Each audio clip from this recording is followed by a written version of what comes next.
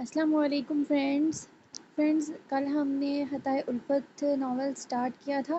آج ہم اس کی سیکنڈ ایپیسوڈ کو سٹارٹ کریں گے. ایک کانٹریکٹ پیپر تیار کرنا ہے، اس کی ٹرمز اینڈ کنڈیشنز ہم ابھی ڈسکس کر لیتے ہیں. پھر آپ اس کا ڈاکومنٹ تیار کر دیجئے گا. اس نے وکیل سے کہہ کر مسٹر گان کو دیکھا. 2:30 بج رہے تھے. اسے ایمان اور بابا کا خیال آیا. آپ کی جو بھی شرط ہے مجھے منظور ہے. میں سائن کر دیتی ہوں ابھی. میں یہاں مزید نہیں رک سکتی، مجھے جانا ہے، اس نے جلدی جلدی کہا. تو یاور نے گہری نظروں سے اسے دیکھا.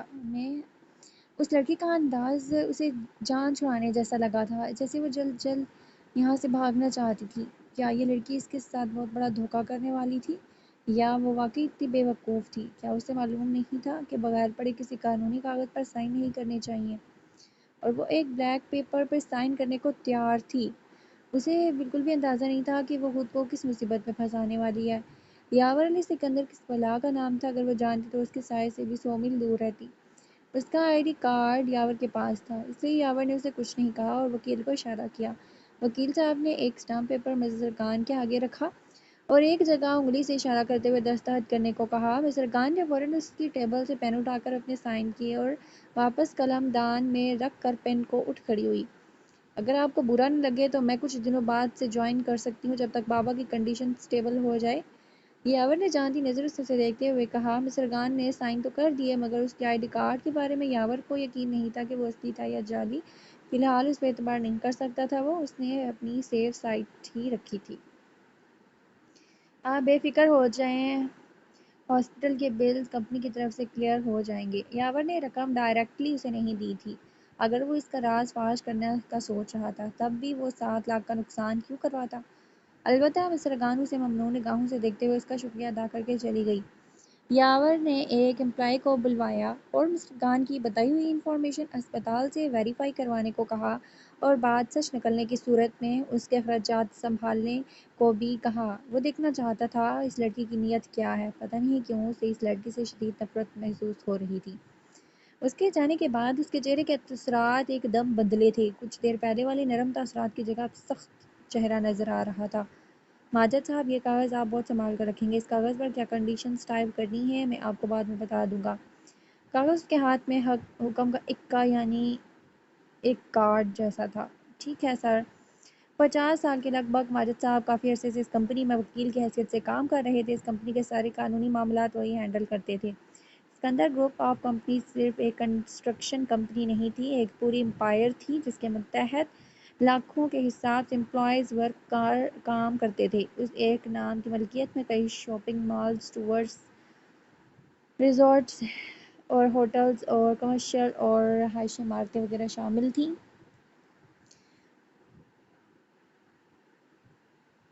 یاور علی سکندر نے ہی یہ ساری امپائر کھڑی کی تھی. اس بڑی سی امپائر کے 2 مالکان تھے، شہباز علی سکندر اور وشما علی سکندر. وشما کی شادی کے بعد ان کے حصے کی جائیداد انہیں دے دی گئی تھی، جو اب وشما کے شوہر بیٹی اسحاق افندی اور میرال افندی کے زیر سایہ پروان چڑھ رہی تھی. چند سال قبل یاور علی سکندر نے اپنے بزنس کی ڈگری آکسفورڈ یونیورسٹی سے مکمل کی تھی، بزنس ایڈمنسٹریشن کی، اور پھر اس نے عملی طور پر اپنے باپ سے وراثت میں ملنے والی اس امپائر میں قدم رکھا.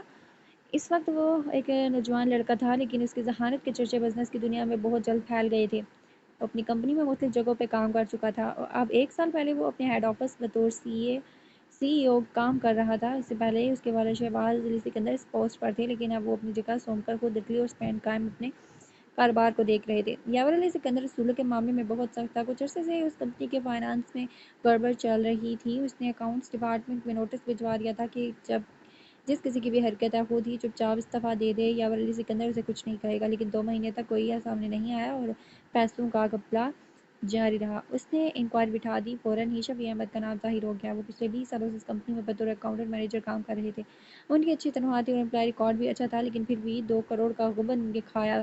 یاور علی سکندر نے انہیں اپنے آفس میں بلایا اور اس غبن کے متعلق سوال کیا تو وہ ماننے کو تیار ہی نہیں تھے کہ انہوں نے غبن کیا ہے، لیکن ثبوت موجود تھا. ثبوت دیکھ کر وہ خاموش ہو گئے، گویا اب جرم چھپانے کا کوئی فائدہ نہیں تھا. یاور نے انہیں اسی وقت نوکری سے نکال دیا اور اس کے بعد انہیں عدالت کی طرف سے نوٹس آ گیا تھا جس میں ان کے اوپر فراڈ کا کیس اور 2 کروڑ بما جرمانہ عائد تھا.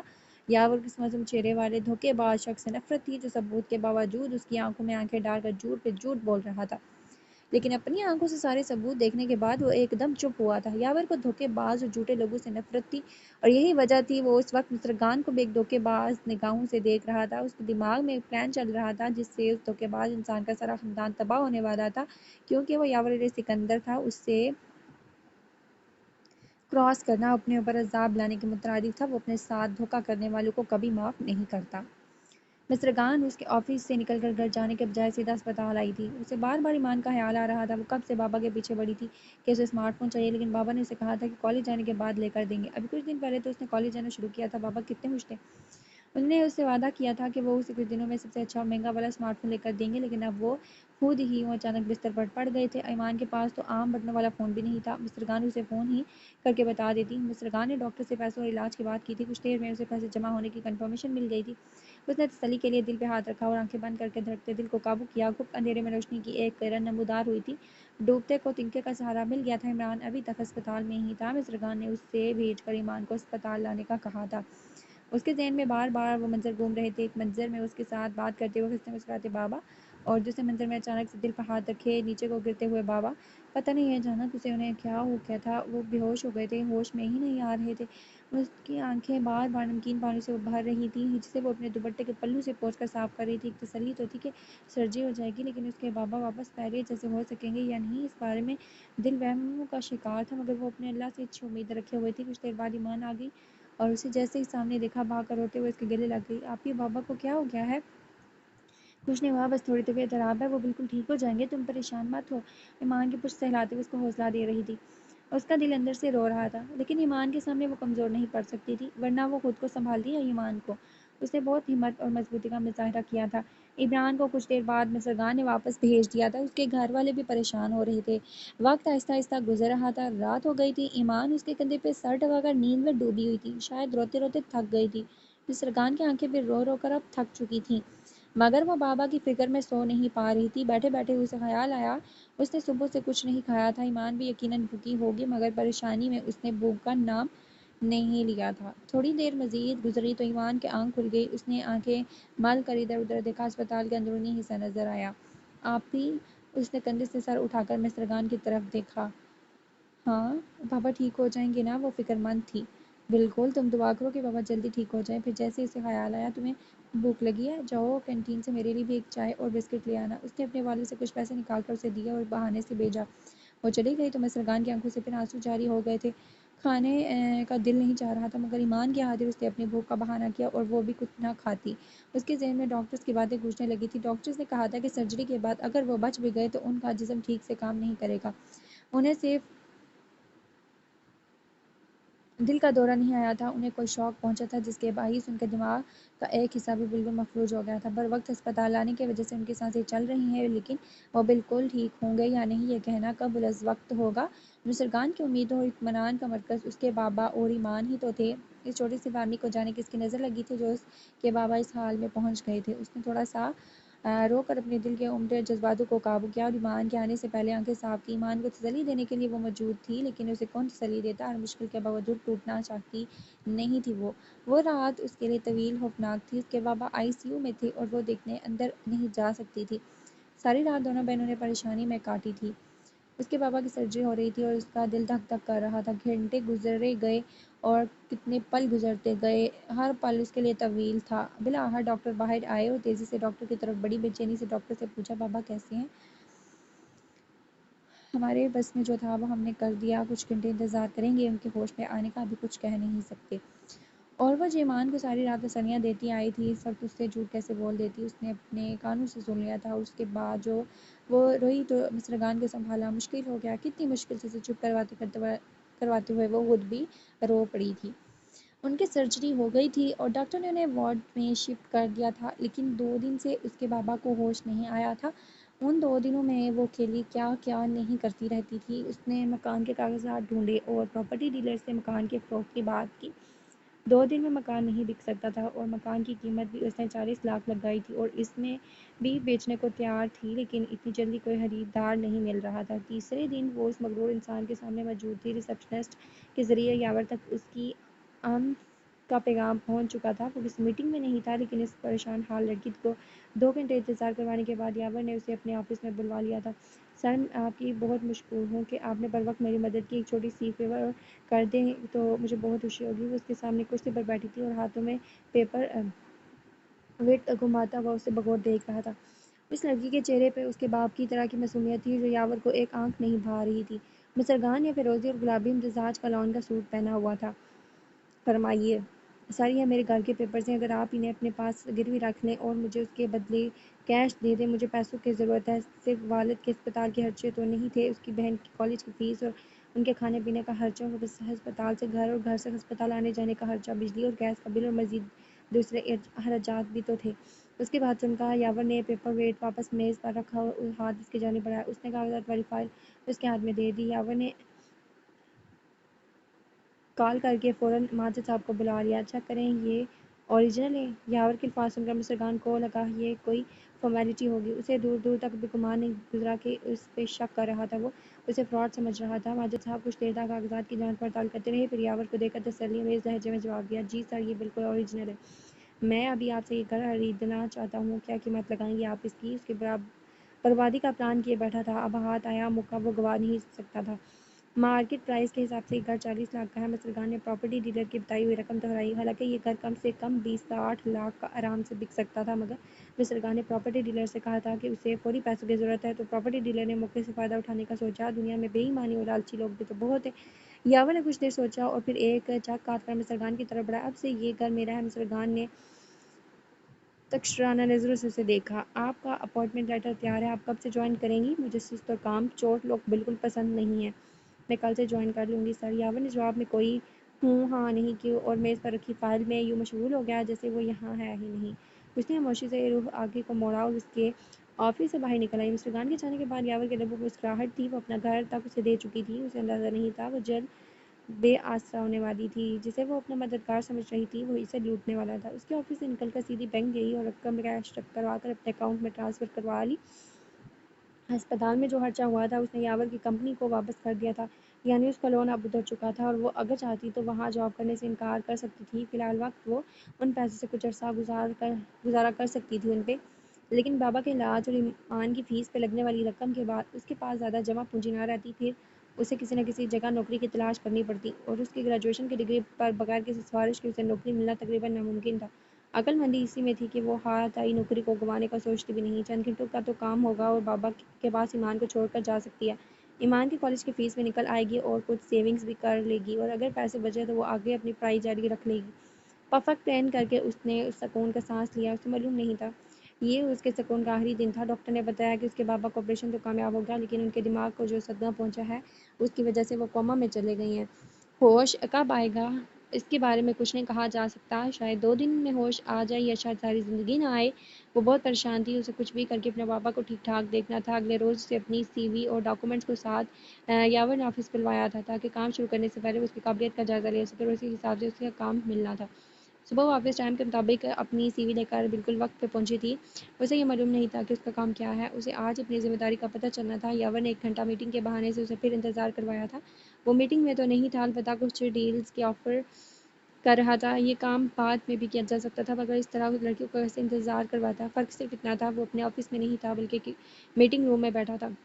مسٹر گان کو اس کے کمرے میں جانے کا عندیہ ملا تو اس نے یاور کے آفس کی طرف قدم بڑھائے۔ آفس خالی دیکھ کر وہ ایک کونے میں رکھے صوفے پر بیٹھ گئی۔ کچھ منٹ بعد وہ اندر آیا اور بازو پہ لٹکایا ہوا اپنا کوٹ سیٹ کیا اور سیٹ کی پشت پہ رکھنے لگا۔ اس کا کثرتی جسم اس کی شرٹ کے باوجود محسوس ہو رہا تھا۔ وہ اتنا چارمنگ تو تھا ہی کہ سامنے والا امپریس ہونے بنا نہیں رہ پاتا۔ مسٹر گان بے خود سی ہوتی اسے دیکھنے لگی۔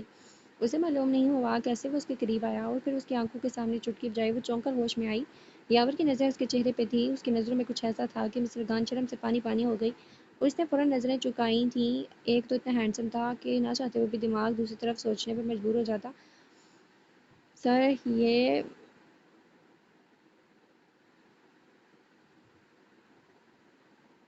وہ اس کے اشارے پہ سامنے رکھی کرسی پہ بیٹھ گئی اور فائل اسے تھمائی۔ یہ میرے پیپر، کچھ مہینے پہلے ہی یونیورسٹی گریجویٹ ہوئی ہے آپ، یعنی فریش گریجویٹ، اور کام کا کوئی تجربہ نہیں؟ جی، یہ آپ کا اپائنٹمنٹ لیٹر ہے۔ میں وقت کی پابندی اور اصولوں کا بہت پکا ہوں، ڈسپلن پر کوئی کمپرومائز نہیں کرتا، دھوکہ اور جھوٹ سے مجھے نفرت ہے، اور کام چوروں کو میں بہت سا سزا دیا کرتا ہوں۔ آپ لکی ہیں کہ آپ کو میں فائر نہیں کروں گا کیونکہ آپ کو میں نے پرسنلی ہائر کیا ہے، لیکن اگر آپ کچھ ایسا کرتے ہوئے پائی گئی تو مجھے بالکل پسند نہیں، تو آپ اپنی قبر اپنے ہاتھوں سے کھودیں گی۔ اب آپ جا سکتی ہیں۔ عامر آپ کو آپ کی ڈیوٹی سمجھا دے گا۔ کافی عجیب اور کچھ دبے دبے غصیلے انداز میں بات کر رہا تھا وہ۔ مس گان کو اس وقت وہ مدد کا فرشتہ نہیں بلکہ منکر نکیر لگ رہا تھا، اسے وارننگ دے رہا تھا، لیکن اس نے یہ سوچ کر سر جھٹکا وہ باس ہے اور شاید عموماً مالک ایسے ہی ہوتے ہیں، بلا وجہ رعب جھاڑنا عادت ہوتی ہے ان کی۔ وہ باہر نکلی تو عامر نے مسکرا کر اسے خوشامدید کہا اور آفس بلڈنگ کا چکر بھی لگوا دیا تھا۔ کچھ دیر تک وہ آفس کے بلڈنگ سے کسی حد تک واقف ہو چکی تھی، ساتھ ساتھ عامر نے اسے اس کا کام بھی سمجھا دیا تھا اور ہر چیز بتا دی تھی۔ عامر کا کام امپلائیز کو ٹریننگ دینا تھا، ان کا کام سمجھانا تھا، اور کبھی کبھار یاور کے اسسٹنٹ کے طور پر کام کرتا تھا۔ یاور نے ہیڈ آفس میں آنے کے بھی 4 پی بدلے تھے، یعنی وہ ذرا سی غلطی پر انہیں فائر کر چکا تھا۔ اسے اس کے مزاج کے مطابق کام کرنے والا پی اے ابھی تک نہیں مل سکا۔ مسٹر گان کو یاور نے اپنے پی اے یعنی پرسنل اسسٹنٹ کے طور پر ہائر کیا تھا۔ وہ اس کی قابلیت سے امپریس نہیں تھا، اس کا مقصد صرف اسے اپنے قریب رکھنا تھا۔ آدھا اسٹاف اس بات پہ حیران تھا کہ ان کا اصول پسند اور صحت گیر باس ایک ناتجربہ کار اور گریجویٹ لڑکی کو اپنی پی اے رکھ چکا تھا، لیکن کھلم کھلا اپنے خیالات کا اظہار کرنے کی ہمت کسی میں نہیں تھی۔ اب ان کو اصل وجہ تو معلوم نہیں تھی، اس لیے کچھ نہ اس کی قسمت پر رشک کیا تھا کچھ نے تو، اور کچھ جلنے لگے تھے۔ یاور بہت زیادہ پرسنل اسپیس اور پرائیویسی پسند کرتا تھا، شاید ضرورت کے علاوہ کبھی کہیں ڈرائیور کے ساتھ بھی نہیں گیا تھا۔ اسے خود ڈرائیو کرنا پسند تھا، وہ اپنے ہی مزاج کا انسان تھا، لوگوں کو اپنے راہ میں رکھنا اسے پسند تھا۔ عامر بھی ضرورت کے علاوہ اس کے کمرے میں نہیں آتا تھا۔ مسٹر گان کا ڈیسک یاور کے آفس روم کے آئند باہر تھا، جو باقی اسٹاف سے ذرا الگ تھا۔ مسٹر گان نے سوچا کہ اچھا ہی ہے، اس طرح وہ اپنے کام پہ زیادہ فوکس کر پاتی، وہ یہاں کام ہی کرنے آئی تھی، دوستیاں کرنے تو نہیں۔ اس نے یہ سوچ کر خود کو تسلی دی کہ وہ شاید امپلائی ہے اسپیشل، اس لیے اس کا ڈیسک بھی باس کے آفس کے ساتھ رکھا گیا ہے۔ اسپیشل تو وہ تھی، بس ذرا دوسری طرح سے۔ باقی کا سارا دن اسے یاور کا اسکیجول سمجھنے میں لگا۔ پہلے ہی دن وہ اس قدر مصروف رہے کہ اسپتال کا دھیان بھی زیادہ نہیں آیا تھا، مگر جیسے جیسے شام ڈھلنے لگی اس کی پریشانی میں اضافہ ہونے لگا۔ ایمان کے پاس فون بھی نہیں تھا، فون پر رابطہ کر لے، آج واپسی پہ جاتے ہوئے وہ ایک نارمل سا فون ضرور ایمان کے لیے لے کر جائے گی، اس نے سوچ لیا تھا۔ جب اسے واپس آفس سے چھٹی ملی تو تقریباً رات ہو چکی تھی۔ اس نے بازار سے گزرتے ہوئے ایک عام فون لیا تاکہ وہ ایمان سے رابطے میں رہے۔ واپس جا کر اس نے اور ایمان نے کھانا کھایا اور پھر سے اپنے باپ کے بستر پہ سر ٹکا کر سو گئی تھی۔ وہ رات کو اکیلے ایمان کو اسپتال چھوڑ کر خود بھی گھر نہیں جا سکتی تھی اور نہ ایمان کو اکیلے گھر پہ چھوڑ سکتی تھی، اس لیے دونوں ہسپتال رک گئیں۔ ایک ہفتہ گزرتے پتہ ہی نہیں چلا۔ مسٹر گان کو یوں لگا جیسے وہ آنکھیں کھولتی صبح ہوتی تھی اور آنکھیں بند کرتی تو رات۔ وہ دونوں صبح سویرے اٹھ کر گھر جاتی اور پھر ایمان کے لیے کچھ پکا کر مسٹر گان تیار ہو کر آفس کے لیے نکل جاتی تھی۔ ایمان کو وہ راستے میں اسپتال چھوڑ آتی تھی۔ اس سارے چکر میں وہ بھول گئی تھی کہ وہ گھر جس میں وہ رہ رہی ہے اب ان کی ملکیت نہیں رہا تھا۔ ایک ہفتے بعد کی بات ہے جب ایک صبح وہ ایمان کو ہسپتال میں ہی چھوڑ کر خود گھر پہنچی تو دروازے کا تالا ٹوٹا ہوا ملا تھا اور سامان باہر پڑا تھا۔ مسٹر گان کو ہول اٹھنے لگے۔ پہلا خیال اسے یہی آیا تھا کہ چوری ہوئی ہے، لیکن پھر اندر سے کچھ آوازیں آئیں تو وہ اندر داخل ہوئی۔ اندر ایک ادھیڑ عمر آدمی اور عورت تھے اور ساتھ میں 2 نوجوان لڑکے، وہ ان کا سامان سمیٹ کر ایک طرف کو رکھ رہے تھے۔ آپ لوگ کون ہیں؟ ہم نے یہ گھر خریدا ہے، ہمیں لگا کہ گھر خالی ہوگا، لیکن یہاں تو پہلے سے ہی کوئی رہ رہا ہے۔ اس عورت کی بات سن کر مسٹر گان کو یاد آیا تھا کہ یہ گھر تو وہ بیچ چکی تھی اپنے باس کے ہاتھوں۔ آپ نے یاور صاحب سے گھر خریدا ہے؟ پتہ نہیں، وہ کیا سوچ کر پوچھ بیٹھی۔ پتہ نہیں بھائی، ہم نے تو پراپرٹی والے سے خریدا ہے، لیکن اس نے آپ کو بتایا نہیں تھا کہ گھر خالی کرنا ہے؟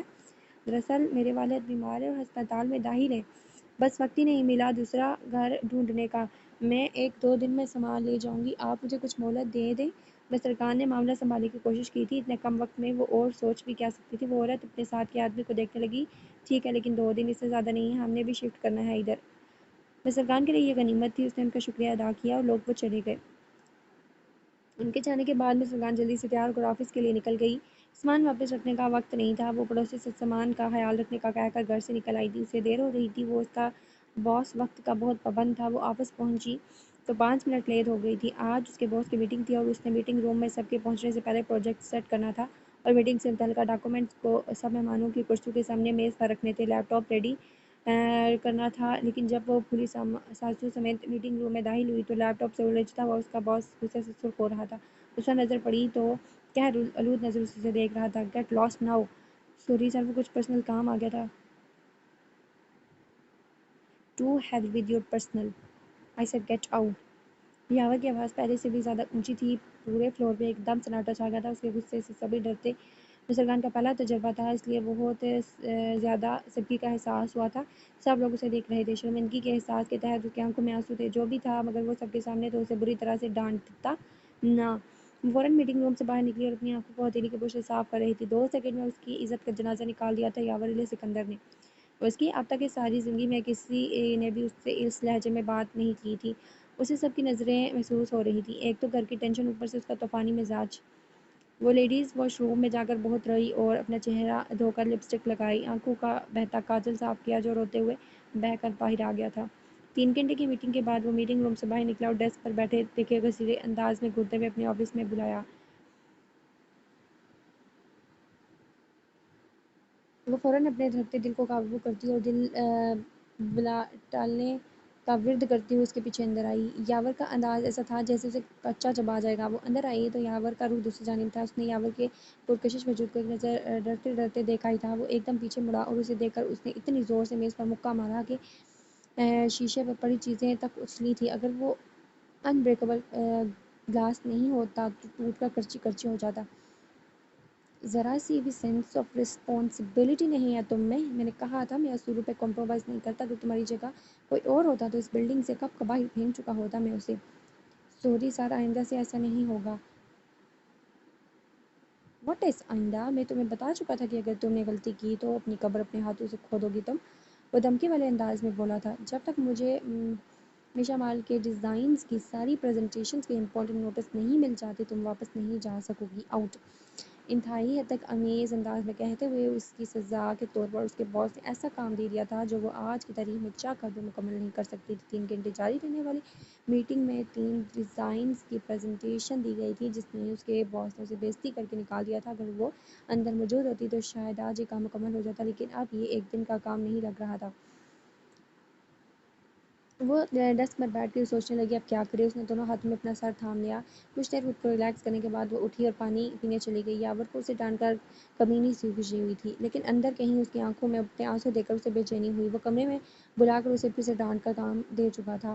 وہ جانتا تھا کہ آج کی تاریخ میں یہ کام مکمل نہیں کر سکے گی۔ صبح اس کے لیٹ ہونے کی وجہ بھی وہ جانتا تھا۔ ایسا کیسے ہو سکتا تھا کہ جن لوگوں کو اس نے خود اس گھر میں بھیجا ہو ان کی خبر نہ رکھے؟ وہ چاہتا تو ڈائریکٹ نوٹس بھی بھجوا سکتا تھا، لیکن اس طرح بدلے کا مزہ نہیں آتا۔ وہ اسے ہارا ہوا دیکھنا چاہتا تھا۔ اب جس طرح وہ پریشان بیٹھی تھی یاور کو اطمینان ہو رہا تھا۔ وہ جتنا پریشان ہوتی، روتی بلکتی خوشی ہوتی اسے۔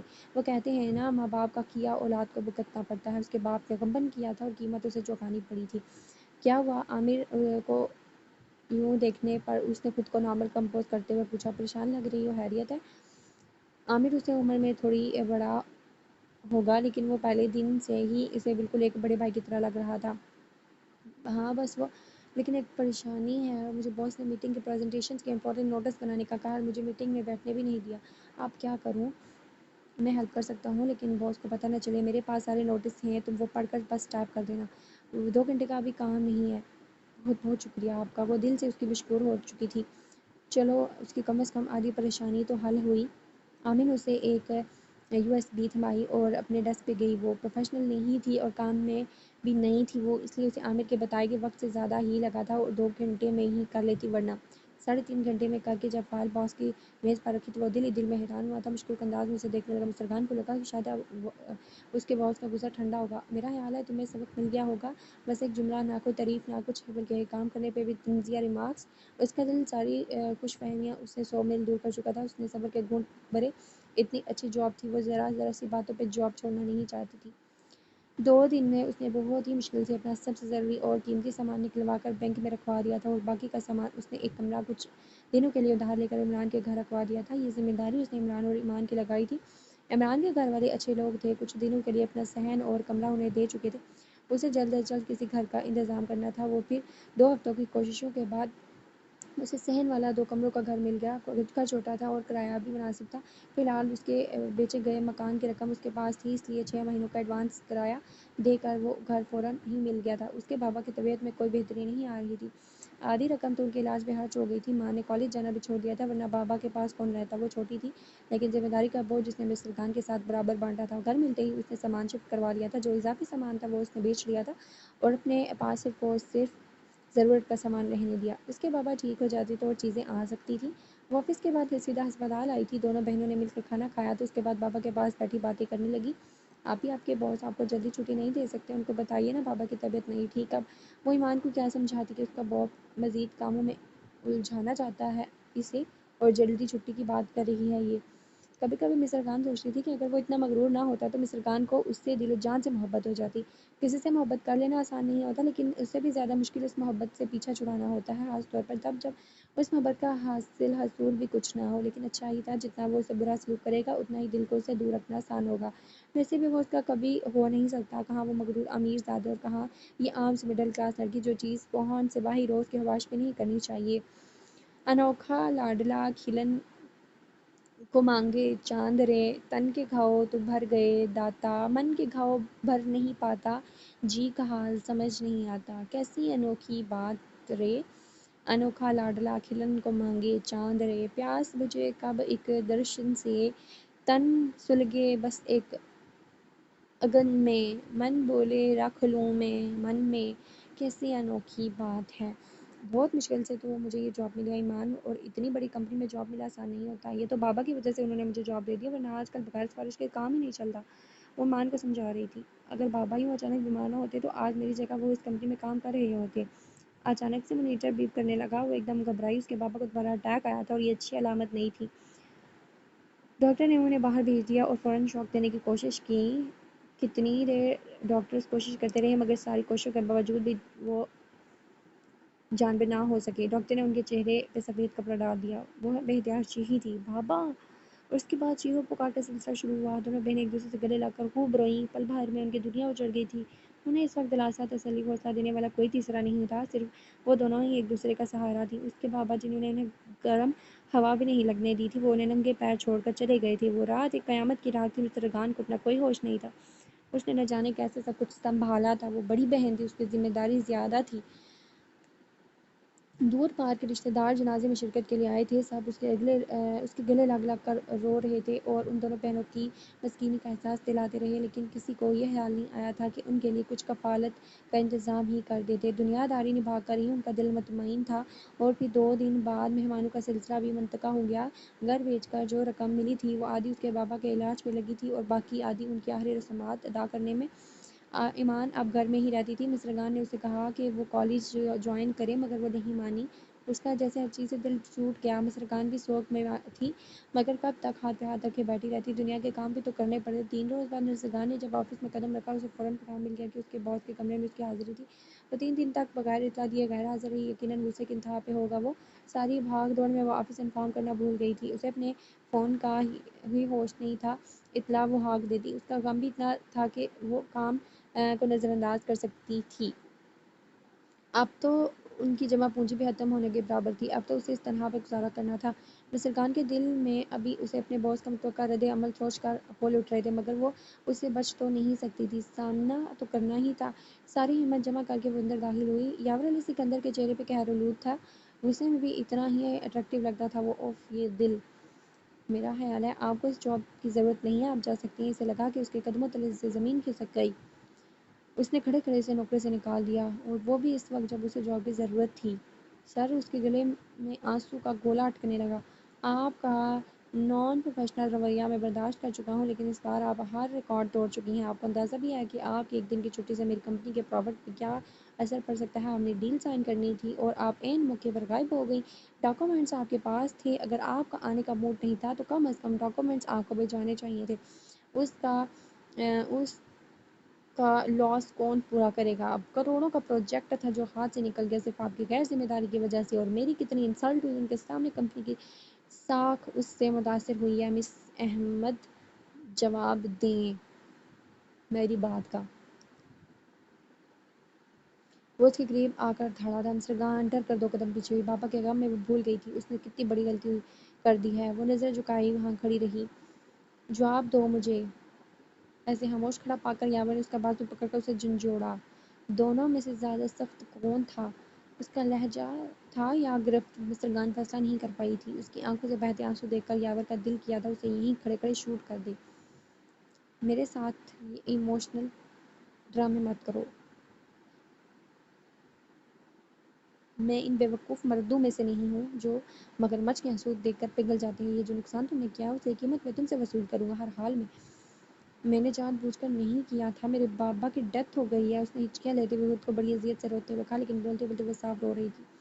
میں آپ کا نقصان پورا کروں گی چاہے اس کے لیے مجھے اپنے آپ کو بھی بیچنا پڑے۔ آپ بے فکر رہیں۔ بہت افسوس ہوا سن کر۔ آپ کو کم از کم انفارم تو کرنا چاہیے تھا۔ آپ کی بات وہ بولا تو لہجہ نارمل تھا۔ اسے ذرا بھی افسوس نہیں ہوا تھا اس دھوکے باز کے مرنے کا سن کر، لیکن اس لڑکی کے آنسو دیکھ کر اسے برا محسوس ہوا تھا جس نے اپنے باپ کو کھویا۔ مجھے یاد نہیں رہا۔ اس نے پھر ہچکی لی۔ اسے ہچکی ہچکی سے روتا دیکھ کر یاور نے ایک گلاس اٹھایا اور واٹر ڈسپنسری سے اس میں پانی بھرا اس کی طرف بڑھایا تھا۔ مصرگان اب تک اس کے آفس میں کسی مجرم کی طرح کھڑی تھی۔ اس نے روتے ہوئے بھیگے پلکیں اٹھا کر اسے دیکھا۔ وہ اس کے سامنے موجود تھا اور ایک ہاتھ میں گلاس تھام کر اس کی طرف بڑھا۔ مصرگان کو اس شخص کا مزاج سمجھ نہیں آتا، پل میں بدل جاتا، بالکل اس شہر کے موسم کی طرح۔ اس نے اپنے آپ کو رونے سے روکنے کی بہت کوشش کی، مگر جب ثابت ہوا کہ ہچکیاں رکنے نہیں والیں تو اس نے اس کے ہاتھ سے گلاس تھام لیا۔ وہ لبوں سے لگانے والی تھی کہ یاور نے اسے کندھے سے پکڑ کر کرسی پہ بٹھایا۔ بیٹھ کر پیو۔ اور دوں؟ یاور نے اس سے پوچھا تو اس نے نفی میں سر ہلایا۔ سوری سر، مگر مجھ سے کنٹرول نہیں ہو سکا۔ میں ایسے رونا نہیں چاہتی تھی۔ مجھے پتہ ہے آپ کو میں ڈرامے باز لگ رہی ہوں گی یا پھر اٹینشن سیکر، لیکن یہ میرے بس میں نہیں تھا۔ اپنی صفائی دیتے ہوئے اس کی آواز پھر سے روندی ہو گئی۔ اس سے پہلے کہ اس کی آنکھیں پھر سے برسنے لگتیں اس کی ہچکیاں پھر سے شروع ہو گئی تھیں۔ اس نے خود ہی اٹھ کر سائیڈ میں رکھے واٹر ڈسپنسر سے پانی بھرا اور پورا گلاس پی لیا۔ یاور کے چہرے پہ بالکل معمولی سی نہ ہونے کے برابر مسکراہٹ تھی۔ اس کی حرکت سے دل ہی دل میں محفوظ ہوا تھا، حالانکہ یہ کوئی ایسا موقع نہیں تھا کہ وہ اس طرح اس کی معصومانہ حرکت سے لطف اندوز ہوتا۔ میری غلطی ہے، میں مانتی ہوں، اور آپ مجھے جو سزا دینا چاہتے ہیں منظور ہے۔ اس کی بھیگی آواز کا تاثر اور یوں اپنی غلطی مانتے ہوئے سرنڈر کرنے پر یاور کو بے اختیار اپنے کہے گئے لفظوں پر پچھتاوا ہونے لگا تھا۔ جانے میں اس کا دل دکھا گیا تھا، لیکن یہی تو وہ چاہتا تھا، اسے اذیت دینا برا کیوں لگے گا اسے۔ فی الحال آپ گھر جائیں اور ریسٹ کریں، یہ باتیں ہم بعد میں ڈسکس کر لیں گے۔ اس نے گہری سانس لی۔ وہ ہلکے گلابی جوڑے میں سلیقے سے دوپٹہ رکھے ہوئے تھی، سوائے اس کے چہرے اور آنکھوں کے کہیں سے نہیں لگ رہا تھا کہ وہ غمزدہ ہے۔ یہی لڑکی جو پہلے یاور کو شدید قسم کی دھوکے باز لگ رہی تھی اب مظلوم لگ رہی تھی۔ اسے مزید اذیت نہ دینے کا ارادہ کرتے ہوئے میز سے اٹھا اور اپنی کرسی کی طرف مڑا۔ اسے خود اس وقت اپنے دل کی کیفیت سمجھ نہیں آ رہی تھی۔ وہ اسے دیکھنا چاہتا تھا، لیکن اسے دکھی دیکھ کر اسے خوشی نہیں ہو رہی تھی۔ نہیں سر، میں ٹھیک ہوں۔ مصرگان نے اپنا لہجہ مضبوط رکھا اور اطمینان سے یاور کو جواب دیا۔ اسے جاب سے نکال دینا بھی مصرگان کو یاد آیا تھا۔ یاور نے کرسی پر بیٹھتے ہوئے اسے غور سے دیکھا۔ میں آپ کو ابھی اپنا ریزگنیشن لیٹر ٹائپ کر دیتی ہوں اور آپ میرا آئی ڈی کارڈ رکھ لیں گارنٹی کے طور پر۔ میں کچھ بھی کر کے آپ کا نقصان پورا کر دوں گی۔ یاور کو اس کی بات سن کر جھٹکا لگا تھا۔ اس نے آج تک اتنی بیوقوف لڑکیاں نہیں دیکھی تھی۔ وہ واقعی بیوقوف تھی یا چلاک نہیں تھی یا پھر وہ ڈرامہ کر رہی تھی؟ وہ خود اپنی سوچ میں الجھ گیا۔ اس کی ضرورت نہیں ہے، کوئی اور ڈیل کر لیں گے، اور آپ کو جاب چھوڑنے کی ضرورت نہیں ہے۔ اور تھوڑی دیر پہلے اسے مظلومیت کی کیٹیگری میں ڈال چکا تھا۔ اس بات پہ وہ دوبارہ مشکوک ہو گیا اور ہر حال میں اس لڑکی کی اصلیت جاننا چاہتا تھا۔ کیا تھا اس کا اصل چہرہ؟ میں آپ کا شکریہ ادا کیسے کروں سر؟ آپ ہر مشکل میں میرے کام آئے ہیں۔ تھینک یو سو مچ۔ آگے سے ایسا نہیں ہوگا، میں پوری کوشش کروں گی۔ یاور جب سونے کے لیے لیٹا تو اسے بار بار مصرگان کا چہرہ یاد آنے لگا۔ بار بار اس کی ہچکی کی آوازیں اس کے کانوں میں آنے لگی۔ کتنی بار کروٹیں بدلنے کے بعد اسے نیند نہیں آ رہی تھی۔ کافی دیر تک یوں ہی چلتا رہا۔ وہ اکتا کر اٹھ گیا اور کمرے سے باہر نکل کر اوپر والی منزل پہ جم والے کمرے میں چلا گیا۔ اسے جب بھی نیند نہیں آتی تھی وہ اس طرح کرتا تھا۔ ایکسرسائز۔ اس وقت بھی اس نے کافی تیز سپیڈ کے ساتھ ایکسرسائز کرنا شروع کر دی۔ اس کے ذہن میں مصرگان کے حوالے سے جو خیالات تھے وہ نارمل واک سے تو دور نہیں ہوتے تھے۔ آدھے گھنٹے تک اس کا پورا جسم پسینے میں بھیگ چکا تھا، لیکن نیند اس سے اب کوسوں دور تھی۔